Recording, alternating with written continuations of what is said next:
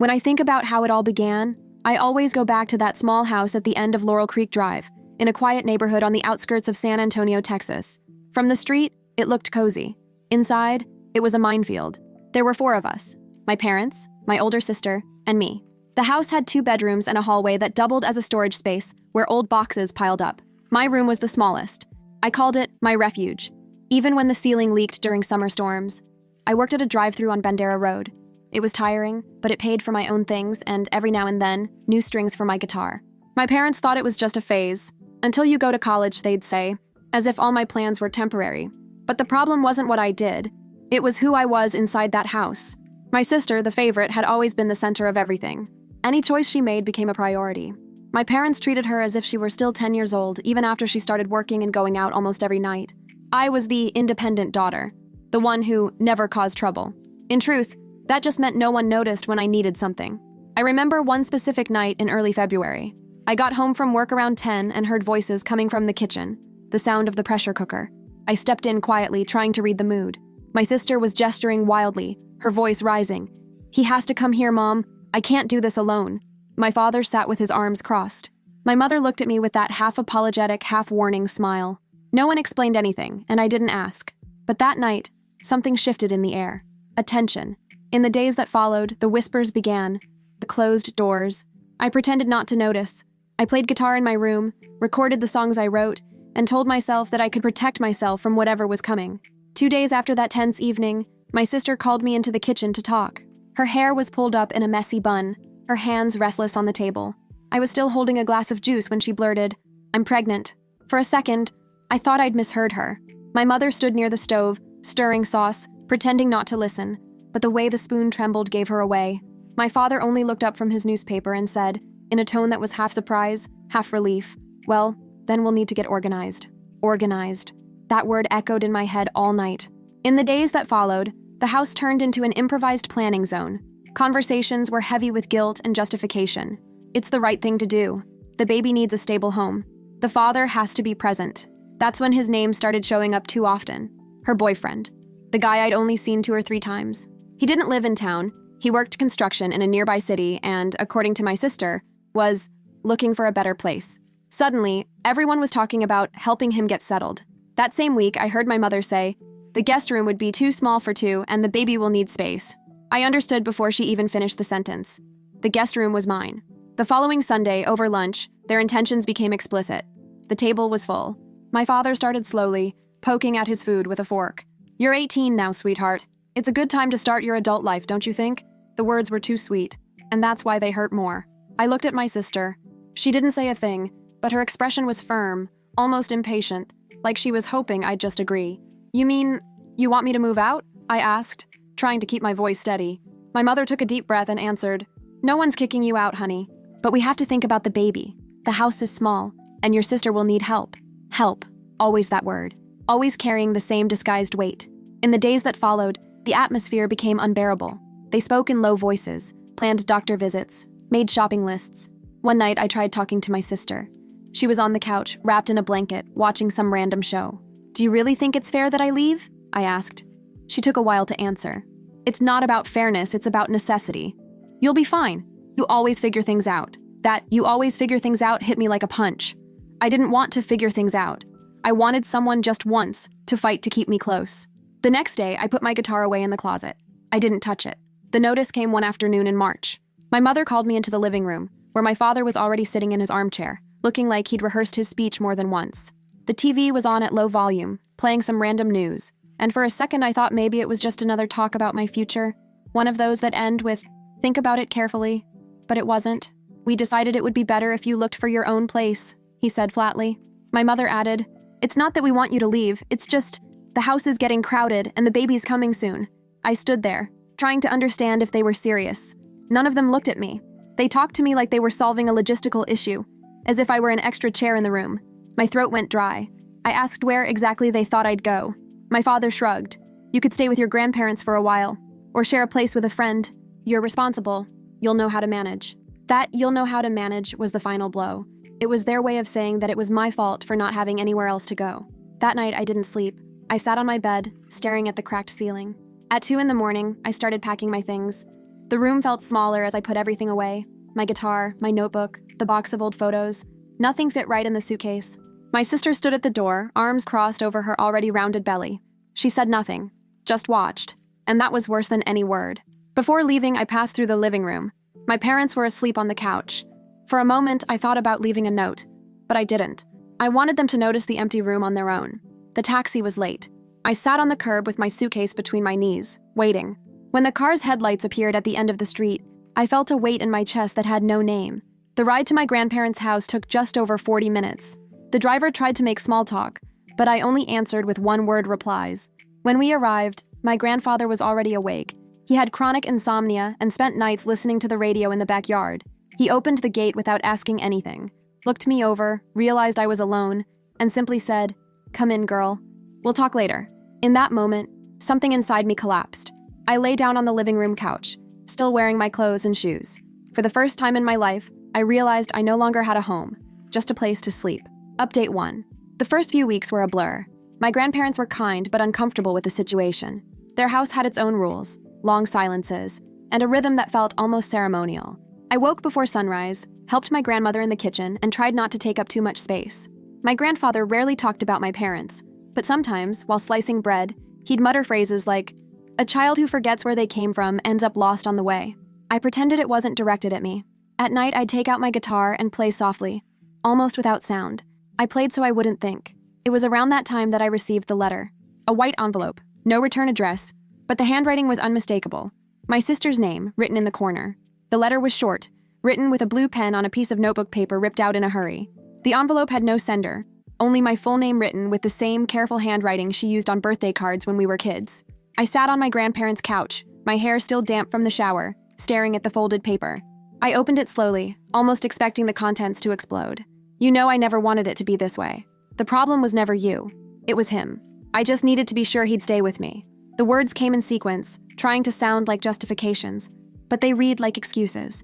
She wrote that her boyfriend was a little impulsive, that he looked too much at other women, and that I drew attention without meaning to. She said that if he lived in the same house as me, things could get complicated. Complicated. She used that word 4 times. At the end, she had the audacity to write, "You're beautiful and free." I could never compete with that. I read it over and over, my stomach turning. It wasn't an apology. It was a manifesto of disguised guilt. She had thrown me out of my own home because she was afraid of losing a man who, by her own admission, wasn't worth anything. The letter ended with, "I hope one day you'll understand. I did what I had to do for love." I folded the paper back up, but it didn't fit into the envelope the same way. In the days that followed, I stayed silent. I didn't tell my grandparents. They pretended not to know the details, and I let it stay that way. But every time I saw that envelope, something inside me shifted. Not anger, not sadness, but a kind of cruel clarity. That letter pulled the ground from under me, and somehow it also freed me. It proved what I'd already suspected. I was the threat, the living reminder of everything she wasn't and would never be. From that moment, I decided that if she could do anything for love, then I could do anything for survival.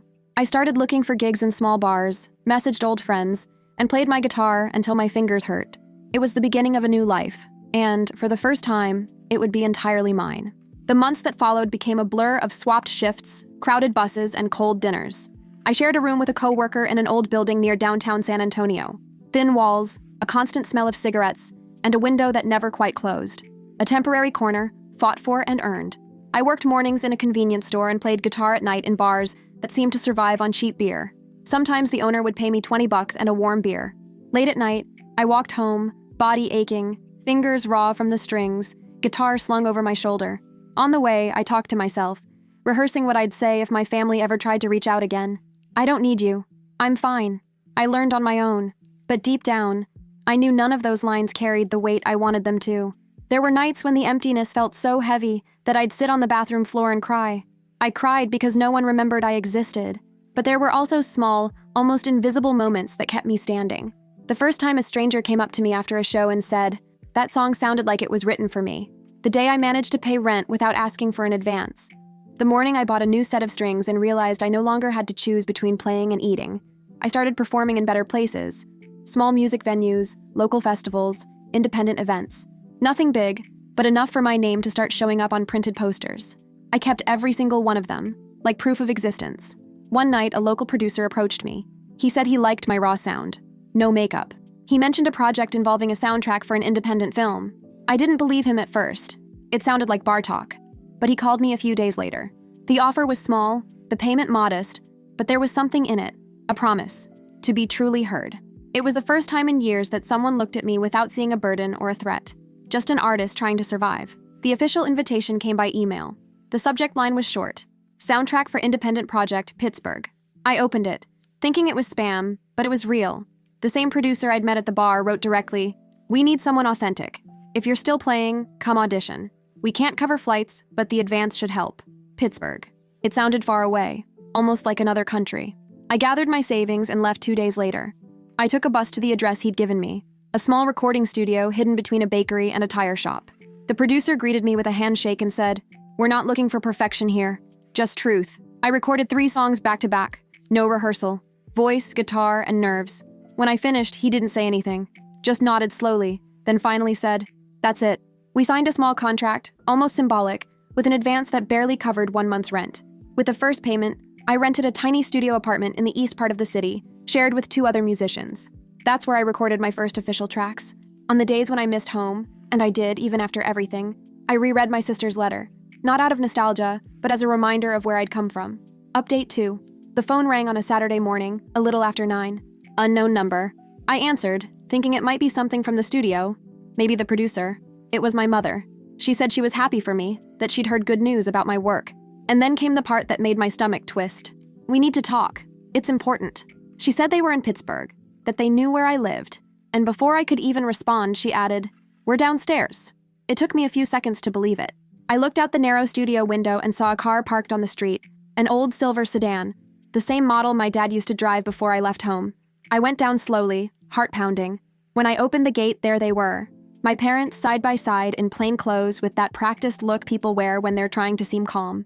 And behind them, my sister. She was holding a large bag and looked older than I remembered. Faded hair, tired face, and that same sweet, manipulative tone as always. "You look great, really," she said, as if we hadn't gone years without speaking, as if this were just a casual holiday visit. My father gave a quick, almost artificial smile. "Look at you, the artist." The sound of the word artist in his mouth made me sick. It came out like mockery dressed up as pride. My mother, as always, was the first to cry. She tried to hug me, but I stepped back. She noticed and pretended to fix her bag instead.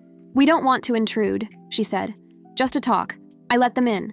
Maybe out of instinct, maybe curiosity. The studio was messy. Cables on the floor, sheet music scattered. But still, it felt more like mine than any place they'd ever been.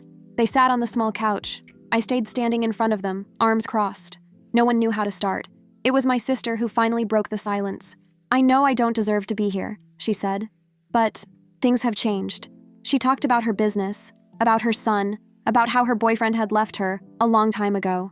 Said she'd been trying to keep things together, but it was hard on her own. She thought I could help take care of the child, since I'd always said I wanted to be a mother someday. Then my father took over the speech. "What your sister means is, we're all going through a rough patch. Your mother and I are retired, and the bills don't stop coming." He paused, glancing at his wristwatch. An automatic, almost irritating gesture. My mother added softly, "We wanted to start over, as a family." I laughed. A short, sharp laugh. "Family? Now?" No one answered. My sister began justifying herself, speaking quickly, tripping over her words, saying she'd made mistakes, that she hadn't been thinking straight, that she was young and scared. She tried to cry, but no tears came. It was more theater than remorse. "You've always been the strong one," she said, "and I just wanted him to stay with me." My mother's hands trembled. My father pretended to look at his phone. "So that's it?" I asked. "You came to ask for help?" My father exhaled. "Just until things get better." That "just until" brought everything back.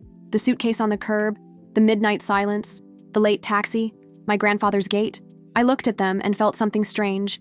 Not anger, not pity. It was a mix of victory and mourning. "I don't owe you anything," I said slowly, word by word. "Not explanations, not forgiveness." My sister looked at me with genuine desperation. "Please don't do this. You're the only one who can help us now." I didn't answer. I walked to the shelf, opened a drawer, and pulled out the old, yellowed envelope, the letter. I set it on the table without a word. She recognized it instantly. Her eyes widened, and the little color left in her face drained away. "Read it," I said. "Read it to them." She froze. My parents exchanged confused looks. "What's that?" my father asked. "The truth," I said. The silence that followed was the heaviest I'd ever known. She tried to hide it, but her hands were trembling. She picked up the envelope carefully. My parents watched, puzzled, unaware of what was about to unfold. "Read it," I repeated. My sister swallowed hard and opened the envelope. Her voice came out weak, trembling. "You know I never wanted it to be this way." My mother immediately looked up. "The problem was never you, but him." She stopped, looked at me, as if waiting for permission to go on. I gave a small nod. I needed to be sure he'd stay with me. My father frowned. For the first time in years, I saw him genuinely confused. No control over the narrative, no ready response. "What is this, for God's sake?" he asked. She kept reading, now almost crying. If he lived in the same house as us, things could get complicated. My mother covered her mouth with her hand. "You're beautiful and free, and I could never compete with that." My father finally understood. His face tensed, that kind of expression that only appears when someone realizes the scale of the damage. "So that's why," he murmured. "That's why." I just stared. No answer could make it right. My sister began to cry. "I thought I was protecting," she tried to say. "Protecting who?" I cut in. "Me? Him? Or just your own image?" No one spoke. Everything they'd built, the united family narrative, the "it was best for everyone" story, collapsed right there, exposed by half a page scribbled in haste. My father ran a hand over his face. "We didn't know," he muttered. "You knew enough," I interrupted. "You just chose not to see." My mother started sobbing, mumbling apologies, trying to explain, mixing broken phrases about love, regret, and a past that can't be changed. "It's not about changing the past," I said firmly. "It's about not trying to rewrite it." She reached out her hand, but I stepped back. My father stared at the floor, silent, maybe remembering all the times he'd chosen the convenient version of the truth. My sister's face was still wet. "I swear I regret it every day," she whispered. I met her gaze. "The problem is that regret doesn't bring back a roof, or peace." I took the letter from the table, folded it carefully, and slid it into my pocket. "You can go now." My mother tried to argue, but my father just nodded, his eyes unfocused. They left slowly. I stood there, alone, the crumpled envelope in my hand. Their castle had finally fallen, and I was standing on the outside, free. In the days that followed came the calls, trembling voices saying, "We're sorry. We need you. The family has to come together again." One message from my mother read, "You've always been stronger than all of us. Please, think carefully." I deleted it without replying. Later came another message from my sister. "It wasn't supposed to be like this." I looked at the screen and realized that was exactly the sentence that summed everything up. Nothing about it was supposed to be like this. But it was. And what they called unity, I already knew what it meant. Control. I started ignoring every attempt, blocked their numbers, changed my ringtone, and buried myself in work. My paternal grandmother called once, weeks later, the only person who still spoke to me without wanting something. She said, "Sometimes you don't need to lock the door. You just need not to go back." I kept that phrase like a mantra. It didn't take long for the family drama to spill beyond the walls and onto the screens. The first spark came from a Facebook post my sister made, a photo of her holding her son, with a long caption full of vague sentences about people who turn their backs when you need them most, and family is who stays, not who runs away. Of course, she didn't tag me, but everyone understood, especially the distant relatives, the ones who never really know what's going on and love picking sides just for the thrill of it. Messages started flooding my inbox. "Is everything okay between you two? I saw something weird on your sister's page. You guys need to talk." I didn't respond. I didn't need to. The internet does the work for you. Each comment becomes a spark, each like a witness. Days later, my father shared her post.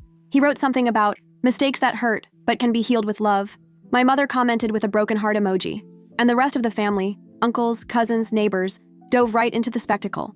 A distant cousin wrote, "I don't know what happened, but I'm rooting for reconciliation." I read it all silently, not with anger, but with a kind of exhaustion that almost made me laugh. It was like watching a soap opera based on a life that was never mine. Soon came the insinuations. My sister let slip in a comment that, "Some people build their success on other people's pain." Someone replied, "Are you talking about your singer sister?" And she answered with an eye roll emoji. The next day, someone sent me a screenshot. In another post, my mother was asking for prayers for a daughter who has lost her way and needs to find it again.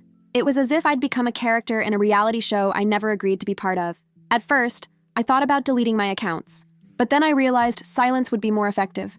I kept posting my songs, my rehearsals, my bus rides, never mentioning anyone.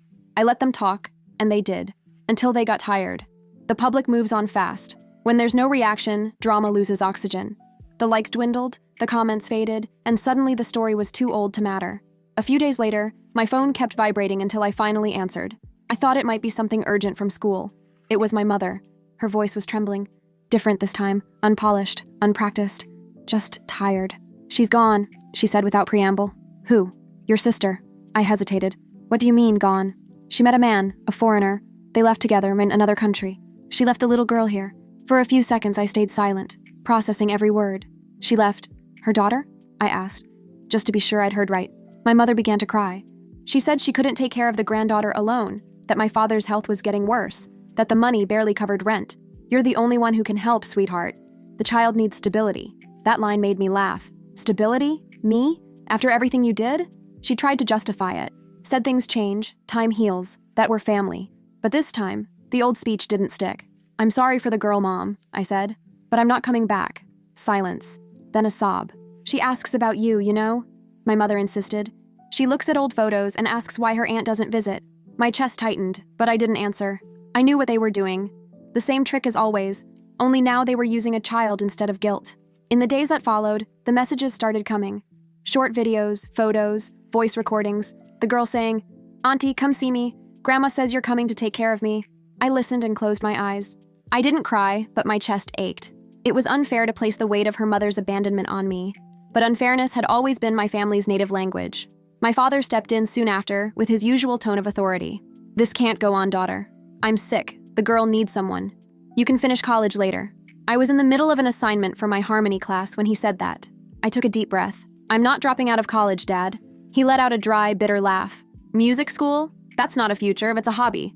You've always been too much of a dreamer." "Dreaming is what kept me alive," I said. He was silent for a few seconds. Then, with that coldness only he could muster, he said, "Then stick with your dreams. But if you won't help, don't count on us for anything." "I never did," I replied. I hung up before he could say more. Blocked both of them. But they didn't stop. Days later, new numbers started texting. Some short, some long, full of moral appeals. "We're family. She's your own blood. God will judge you for turning your back." I deleted them all. While my parents tried to rebuild their ruins by dragging me back into them, I was finally building something of my own. Slowly, but solidly. After that last phone call, I never heard their voices again.